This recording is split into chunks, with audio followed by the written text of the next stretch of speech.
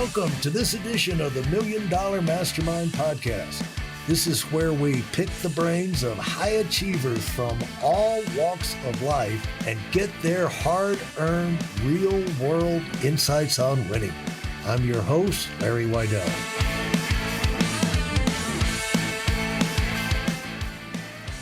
I'm with Lee Haney. Hey, Lee. Thanks for how you doing, Larry? Thanks for taking the time. Lee Haney, 8-time Mr. Olympia by age 32, and forever, Arnold Schwarzenegger will never be able to catch him because he only had 7. That's right. And so went on, retired at 31, and had a lot of successes. We'll get into that. But before we do that, let's talk about, you said when you've trained so many successful people, because you're in Atlanta, right? Right. Mm-hmm. And Atlanta's a big booming town, especially in the movie business, But Evander Holyfield is from there, but Steve Harvey, Evander Holyfield, Tyler Perry, Lord knows how many people, famous people you've trained. And plus met, you one of the things about being a high achiever, and what I try and do on this call, Lee, is to let people get in and listen to the conversations between high achievers. Because, I'm sure you've had lots of talks with Evander and lots of talks with Steve Harvey and this, that, and the other. But for people to listen in on those, they can pick up so much, so much magic, because it takes the mystery out of people they think are on a super beings, on another level, right. Mm-hmm. Don't have problems, and realize they're real people dealing with real issues. And, when you make a mistake, you learn. Like I was talking to somebody last week, and he said, the thing is, we're all ignorant pretty much when we show up every day, because you're ignorant for the problems that you got to deal with that day. Yeah, that's right. Like it's going to come at you from a different way. If it's a business, personal life, your personal, your health, whatever, there's a curveball coming, and you're going to have to come up with something. And your experience is helpful, but it's going to challenge you. You're going to stay challenged, and you're either going to meet it or you're going to get beat down. At any day we can lose our momentum. I recall Mike Tyson making a statement. He said, everybody got to have a good fight plan, a good game plan, until they get hit in the mouth the first time. Yeah. He said, then it all goes out the window. All goes out the window.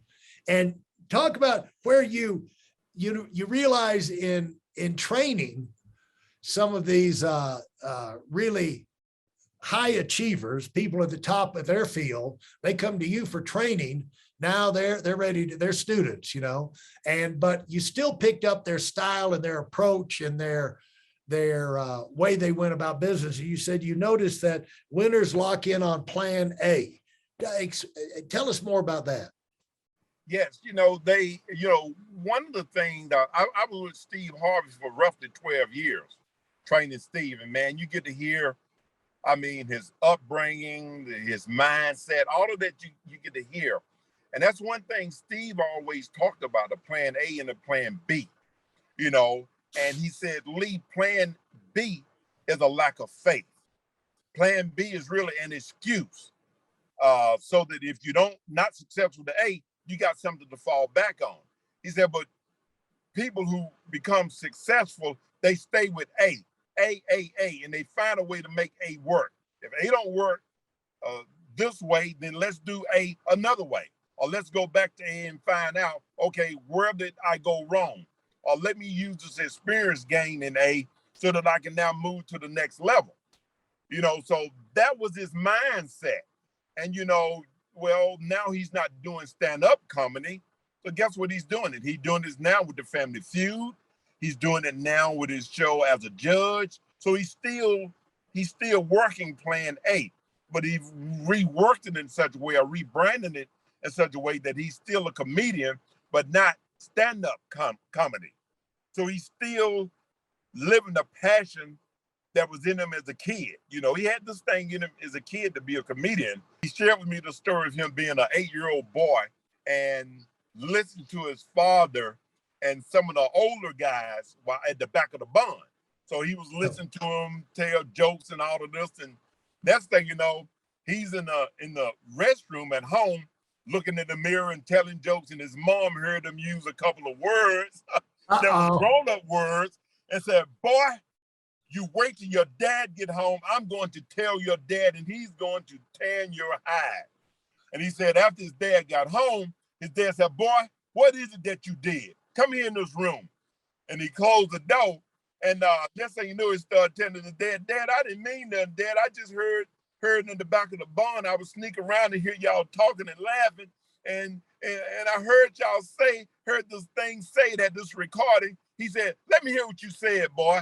And he told him, after that, he said, boy, you're pretty good, ain't you? You're pretty good. Come on, let's go out to the barber shop, let the guys hear you. Anyway, that ticked his mother off, but hey, instead of him beating him up, he sort of encouraged him. So here we are today. So that plan A was in him when he was a little boy, and it's still there. It has now made him a millionaire. So that plan A is plan A. That's, it's your passion. It was my passion. As a little boy, at the age of 6 years old, I tried to pick a boulder up and throw it over my dad's car. I thought I was Samson and Hercules when I was 6 years old. The boulder didn't go over the car. It landed in the back glass, and I couldn't figure out why it didn't go over the car. But my dad came to that door. He said, who did it? And he looked at my brother, who was 3 years older than me, much larger. I mean, my brother's like 6'4", 6'5". Here I'm this little bitty guy. And he looked at me, looked at my brother, and said, he couldn't have done that. He said he did do it, Daddy. He did do it. It wasn't me. Man, my dad took off after him, and man, he got his butt beat something off. But my dad didn't realize there was a Mr. Universe in that little old 6-year-old boy. He later figured it out after I won the Teenage American, won the Mr. American, won the Universe and the Mr. Olympia. He said, oh, so you was the one who did. That's hilarious. Well, you talk people, this thing of spending time with people and training them and things like that, it brings up the point of who you socialize with, who That's you're right. around.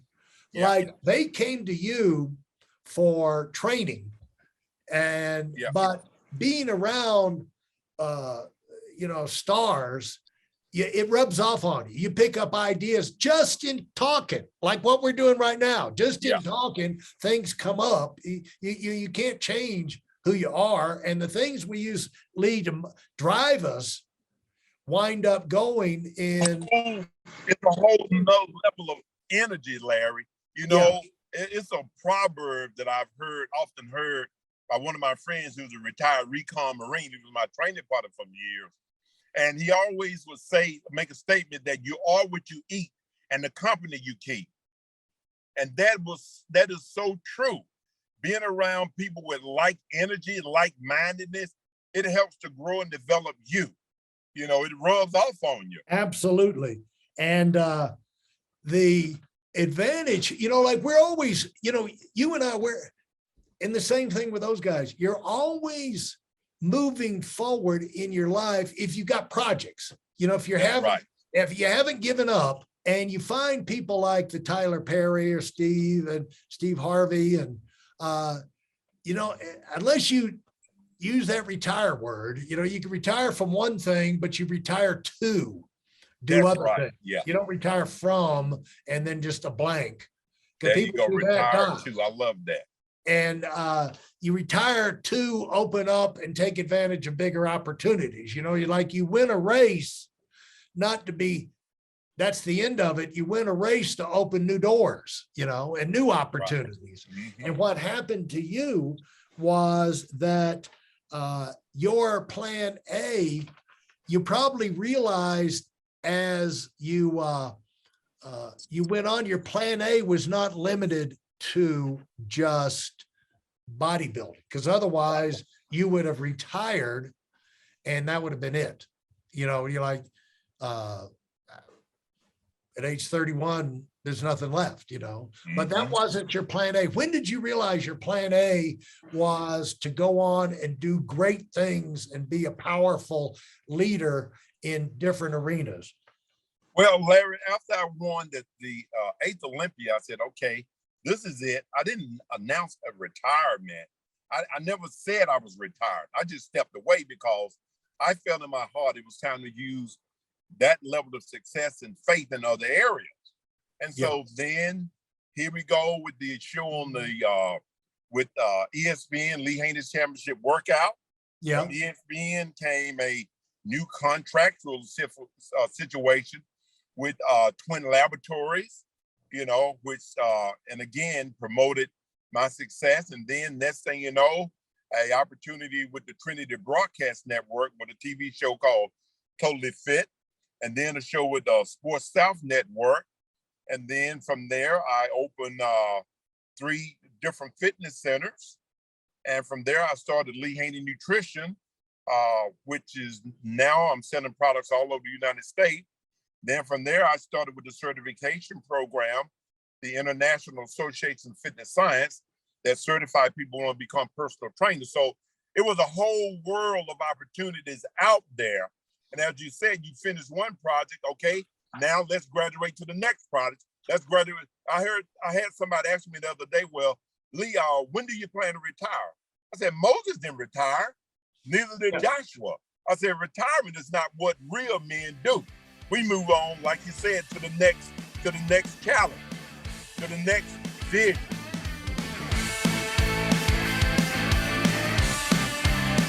Thanks for listening to the $1 Million Mastermind. If you felt there were any valuable takeaways from this episode, please take a minute and leave us a 5-star review. Your feedback is important and really helps us get the word out to a wider audience.